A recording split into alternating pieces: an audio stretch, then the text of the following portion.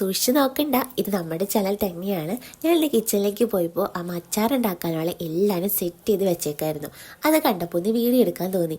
അതാട്ടോ നിങ്ങൾ ഇപ്പം കണ്ടുകൊണ്ടിരിക്കുന്നത്. പിന്നെ അച്ചാറിടാൻ പോണത് ലൂബിക്കായാണ്. അത് പച്ചക്കല്ല ഇടുന്നത്. അതിന് രണ്ടാക്കി പൊളിച്ച് ഉപ്പൊക്കെ പുരട്ടി ഒരു 3-4 ദിവസം വെയിലത്ത് വെച്ച് ഉണക്കിയതിന് ശേഷമാട്ടോ ഈ അച്ചാറിടുന്നത്. നിങ്ങളുടെ അവിടെയൊക്കെ ലൂബിക്കായന് അങ്ങനെ തന്നെയാണോ പറയാമെന്ന് എനിക്കറിയില്ല. കുറച്ച് പേർക്കെങ്കിലും മനസ്സിലായിട്ടുണ്ടാവും. ബാക്കിയുള്ള ഇൻഗ്രീഡിയൻസ് ഒക്കെ സാധാ നമ്മുടെ അച്ചാറിലുള്ളത് പോലെ തന്നെ എക്സ്ട്രാ ആയിട്ട് കുറച്ച് ശർക്കര പൊടിയും കൂടെ അമ്മ അച്ചാറിൽ ആഡ് ചെയ്യാറുണ്ട്. ഈ അച്ചാറാണെങ്കിൽ എനിക്ക് ഭയങ്കര ഇഷ്ടമുള്ളൊരു സംഭവമാണ് കേട്ടോ. എല്ലാവരും അത് പഴകി കുറേ നാൾ ഭരണിയിലൊക്കെ വെച്ചതിന് ശേഷമായിരിക്കും എടുത്ത് ഉപയോഗിക്കുക. പക്ഷേ ഇവിടെ ഒരു കണക്കിൽ എത്ര അച്ചാർ ഉണ്ടാക്കി വെച്ചാലും കൂടിപ്പോയി 2 ആഴ്ചയ്ക്കുള്ളിൽ അച്ചാർ തീർന്നിട്ടുണ്ടോ. കാരണം എല്ലാവർക്കും ഈ ഒരു സാധനം ഉണ്ടെങ്കിൽ പിന്നെ ചോറിനാൻ വേറെ ഒന്നും വേണ്ട. അപ്പോൾ ഈ പറഞ്ഞതിൻ്റെ ഇടയിൽ കൂടെ നമ്മുടെ അമ്മ അതിനുള്ള പ്രിപ്പറേഷൻസ് ഒക്കെ നടത്തിക്കൊണ്ടിരിക്കുന്നുണ്ട്. കുറച്ച് പൊട്ടിത്തെറിയൊക്കെ നമ്മുടെ ബാക്ക്ഗ്രൗണ്ടിൽ നിങ്ങൾക്ക് കാണാൻ പറ്റും.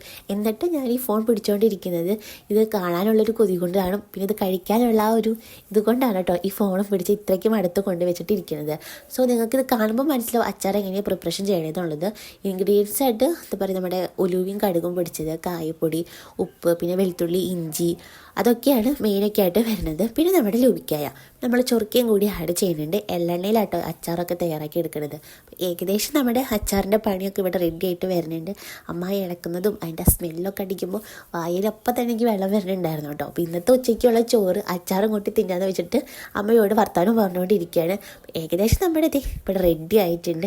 ഇനി നല്ല ചൂടുള്ള ചോറിലേക്ക് ഈ അച്ചാറൊക്കെ കുറച്ചെടുത്ത് അതിങ്ങനെ കൂട്ടി കുഴച്ച് തിന്നുമ്പോൾ എന്ത് രസമാണെന്നറിയോ. കുറച്ചും കൂടി പഴകി കഴിഞ്ഞാൽ നല്ല ടേസ്റ്റ് ആയിരിക്കും. പക്ഷെ അതുവരെ കാത്തിരിക്കാനുള്ള ക്ഷമ എനിക്കില്ലാത്തത് കൊണ്ട് ഇപ്പം തന്നെ ഞാനെടുത്ത് സംഭവം കഴിച്ചിട്ടുണ്ട്. അപ്പോൾ ഇത് അത്രയ്ക്കുള്ളൂ. Bye friends.